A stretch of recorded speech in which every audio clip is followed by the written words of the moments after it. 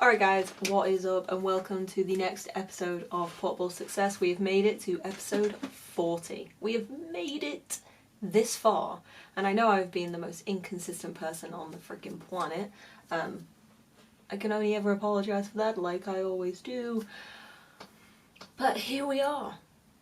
Here we are, another episode. And this one's quite a fun one to talk about because it's actually going to be based around a lot of personal experiences, because that's the best stuff that I've got, basically. It's easier to talk from your own experiences than anything else, because obviously if you have experienced it, you know what the crack was, basically. So we're going to talk about self-destruction, a topic that I don't like. And the reason that I don't like it is because I've been told I'm self-destructive by a few people, and the worst thing is when you're told by someone that you actually really admire and care for, and you can see the genuine worry in their eyes. And that is not a cool place to be, I'm not gonna lie. Because then, typical me, I just suddenly, like, yeah, see you later. Like, I don't want to hear it. And that is part of being self-destructive, is that you're not willing to listen. You know, you're kind of in your own bubble, your own little bundle of fun, and you're not willing to listen to other people. So when I got told that I was self-destructive, this one particular time, I did need to like step away and go and think about it, which was difficult because it wasn't what I wanted to do. Like that, which, you know, like, I'm 29, I should know better by now, but like, I don't like, or definitely over the last few years, I've not enjoyed having those uncomfortable conversations with myself that need to happen. And I needed to, and I did, with self-destruction, because it was genuinely affecting my world around me, whether I was noticing it or not. And after a lot of thought, and a lot of digging, and a lot of confusion, I realised that I was just really unhappy. Like, really deeply unhappy. And I was stressed. And I just wasn't coping with the world very well. I looked like I was. I mean, guaranteed. I always say it. Social media is your highlight reel. It's, you know, it's where you put your best foot forward. And I really was just wearing this facade and not really accepting the, I don't know, the deep-rooted sort of issues that I was having, because I was really unhappy. And I've figured out that, you know, like, after researching and reading about it and trying to educate myself as much as possible, you know, unhappy people seem to complain a lot, and I did go through a period of my life where I did nothing but complain. My whole life was complaining. It was complaining that about my job, where there was actually no issue in my job, and it was just my mindset around it. And I was complaining about my financial situation and my social situation and about random people that I didn't actually give two shits about. And I just got into this consistent habit of complaining, and it's not good, because it's a lot easier to see the negatives in life than to see the positives, and I don't think that is an uncommon thing for me to say. I think a lot of people think that, because it is. You know, it's a lot easier for me to sit here in front of you guys now and say, you know, my life's shit because I don't have a massive house. You know, I could make a negative from practically everything that's around me. You know, to the shoes that are on my feet, to the clothes that I wear, to the camera that I'm using to film this on. You can be negative really, really easily, and of course with the bonus of the internet, it is practically at your fingertips all the time. I also noticed in my very self-destructive, unhappy ways is how my own self-criticism was getting out of hand. Like, I think because I had such a good year in 2019, 2020, we all know what happened, I'm not going to go into that. I really fell off the wagon. I really felt like I was a failure, and I've been doing entrepreneurial things since I was about 12 years old. But I've been focusing on trying to make more of a life for myself for nearly 10 years now. You know, I moved away to America at the age of like 18, 19, and, you know, travelled and was always consistently trying to push that boat out as far as it could go and figuring out who I was on the way. You know, I gave up most of my 20s in order to do that. I didn't really party, and I didn't do things like that, and that's what I did. And believe me, when you get that first taste of like, this is real success, like not just success in myself and things that I really value, but on a piece of paper I was fucking successful, and that is something I have always wanted, and I lost it. You know, things happened, times changed, and instead of rising to the situation, I didn't. I cowered in my own little self-pity party and told myself that I wasn't worth it because I couldn't keep up. You know, I couldn't keep doing my full-time job and running 3 businesses and maintaining friendships, relationships, even with my own parents. Like, felt like I was failing in all aspects, and I wasn't the best person. You know, like, I can't turn around and tell you that I was this fucking amazing person while this was all going on, but I was definitely going into a self-destructive phase, which was, I accepted defeat. And if you know me, and if you know me personally, you know how fucking weird that is. Because that's not me. That's not what I'm like. I mean, at the back end of 2019, I lost all of my major clients. I lost the place where I was keeping all my stock for my clothing stuff. You know, I practically, you know, it was Christmas time anyway, and no one really wanted to go out and do photography, so that was also up the shitter. And even before COVID, like the start of 2020, everything just started going downhill. Excuse me. And it made my anxiety like terrible. And if you do not know this about me, congratulations, you're going to learn something today, is that I do have anxiety. I was kind of classed as depressed at some point in my life.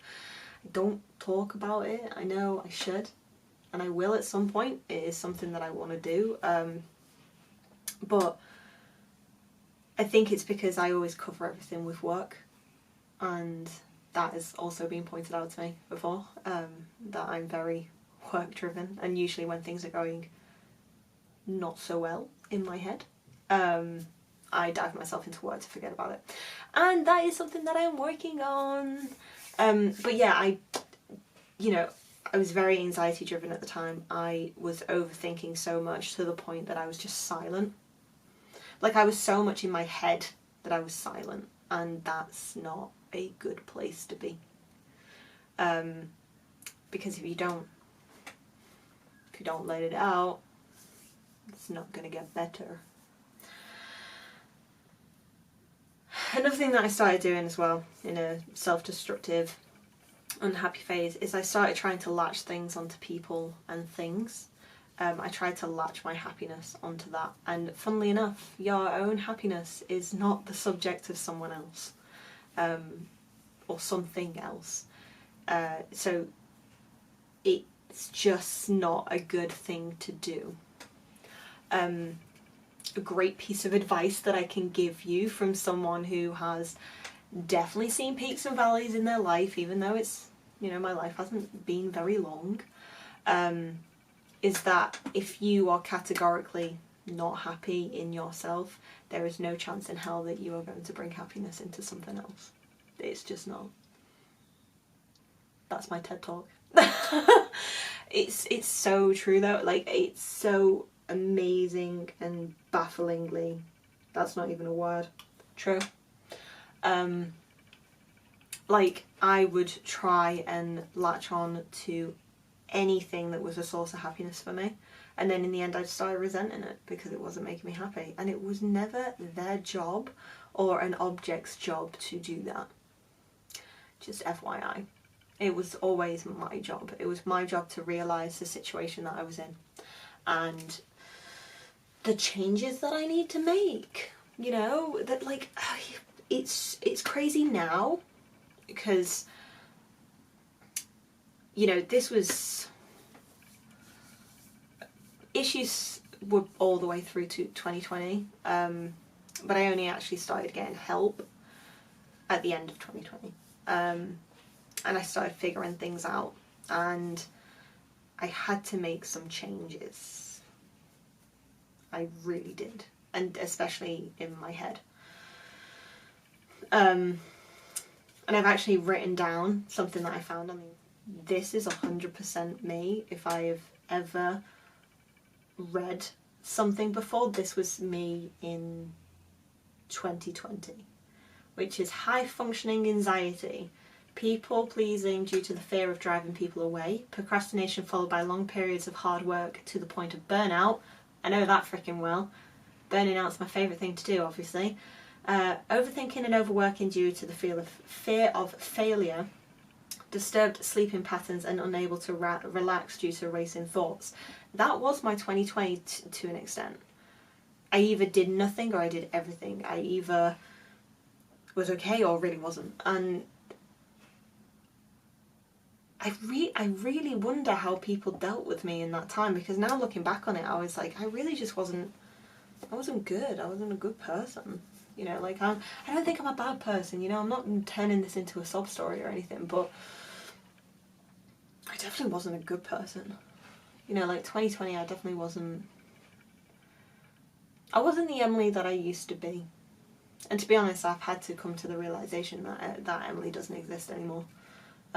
This is a new, refined Emily, and I continue to grow and adapt and become better and do better and be better. But then, like, now you've heard, like, you've heard my side of the story of self-destruction, and I want to give some little pieces of advice of what I would do if you feel as if you are anything what I've just spoken about. It doesn't have to be self-destructive, or it could just be, like, unhappy. My first thing is get a routine. Like, my routine now is so solid, and it really, really makes my life so much easier to handle. And that makes me sound like I have this super horrible life, but I don't. I'm not trying to say that. But I have a hectic life, and I don't plan on changing that, no matter what anyone tells me. Like, that's something that's non-negotiable. Like, I don't come with baggage, I come with literal work. That's me in a nutshell. But get a routine. Like, my routine now, like, I'll just tell you, like, a typical weekend, because obviously Monday to Friday I'm at work, that's already pretty structured. Even in a national lockdown in England, I get up whenever my body tells me to. So this is one thing as well, I don't wake up to an alarm. In Monday to Friday I wake up to an alarm, and I keep to a very regimented routine in that sort of aspect. At the weekend I don't. I wake up when I feel like I want to, which is usually about 7 a.m. and then I get up, have a coffee, get dressed, read, do something relaxing until the sun comes up, because obviously it's still, like, winter time. And the second the sun comes up I go out, and I either run or I walk. I've only just been signed off for physio to be able to run, so that is few and far between in an extent. I mean, I'm running 5k again now without stopping, so that is amazing, because I never thought I was going to do that again. So that's awesome. And then when I get home, it is, you know, breakfast, answer emails, do little pieces of editing work or content material that I need to do. And then 12 o'clock, I'm like, cool, we are sitting down. We are going to watch RuPaul's Drag Race, usually. Catch up with that. And then I do other bits of work or play the PlayStation and stuff like that. But like, I make a list of things that I need to do and I complete them. But I don't make ridiculous lists like I used to make before. I make achievable goals for the day. But the start of my day, like getting up, I don't care if it's raining, snowing. It was snowing last week. I don't care what weather it is. I just get up and I go and I walk and I exercise and I move my body and I feel amazing afterwards. I get to listen to podcasts about affirmations, and funnily enough, my friend has written a book about meditation, which I'm now reading. I'm not going to start meditating, but I like the mindfulness that he speaks about. So yeah, that's what I would do. For the hard part now to talk about is like the anxiety part, you know, like when you're genuinely unhappy and anxiety driven, sometimes there is a big change that you need to make. And usually you need to look at your own life and figure out what that is. Like, I don't know how best to tell you that. I'm not a therapist. If you do suffer really badly and you need help, go get a therapist. Had one, recently enrolled on getting another one, which is a fun fact. Because I didn't really give the first go much time, which is very typical me. Thought I was better in 3 weeks and left, because that's what normal people do. Don't do that. Actually stick it out, which is what I'm planning to do this time. And yeah, I think especially, I found that I was more self-destructive when I got into a rut. So like when I got into this consistent theme of being unhappy and complaining and not appreciating everything that was around me, because I still had so much to appreciate. Even though I had such a dramatic change, I still had a lot to appreciate about, you know, even the little things. At the back end of 2019, I ruptured my Achilles, and now I'm able, you know, the whole of 2020 was dedicated on getting me back to my feet. Like legit back to my feet and running again and being able to squat again and train again. And, you know, health and fitness is such a massive part of my life, and just moving my body and exercising and feeling good in my skin is such a big thing for me. So to have that potentially taken away was also not good. So I definitely think if you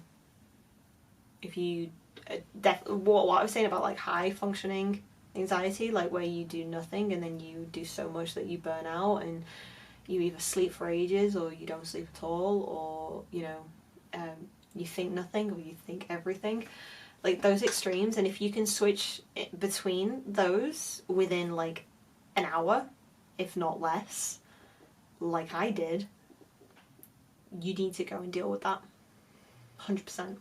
And like, I know most people shouldn't listen to me most of the time, I mean, but that is one massive piece of advice that I can give you, is just, if it is to that extreme and if you are that unhappy and you're just burning yourself out on the inside, whether it's coming out on the outside, you need to go and deal with that, because that's serious business.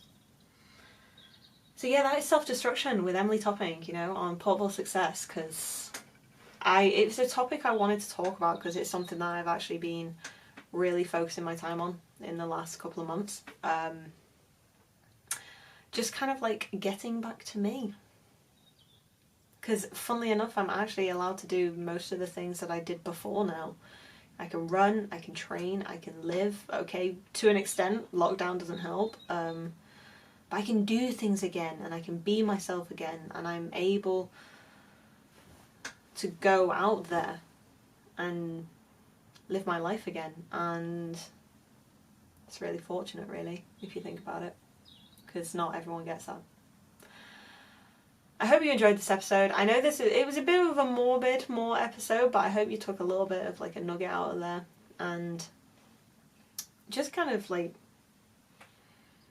I don't know, because I get people, without sounding really fucking big-headed, so I get people who think that like I'm an inspiration and I'm a cool person, and I get that. Like, I do, because I think I'm a fucking cool person. I'm not a bad person. But I'm also not perfect, and I wanted to make that clear, because I think a lot, like social media in general, whether you're watching this on YouTube or listening to it on Spotify or iTunes or whatever, I think social media is being pointed out as such a big highlight reel, and everyone's using a filter on their own life regardless of their Instagram. So I wanted to be real and honest, and something that I went through and felt deeply, and it's a topic that I have wanted to talk about, but I didn't know the best way to talk about it. So what did I do? I wrote down some bullet points and I just fucking went for it. So I hope you enjoyed it. Have an amazing rest of your day, evening, morning, I don't know when you're listening to this. And yeah, as always, you know where I am. Best place to get me if you actually want a response is Instagram. So Emily E. Topping on Instagram, and I will catch you all in the next one.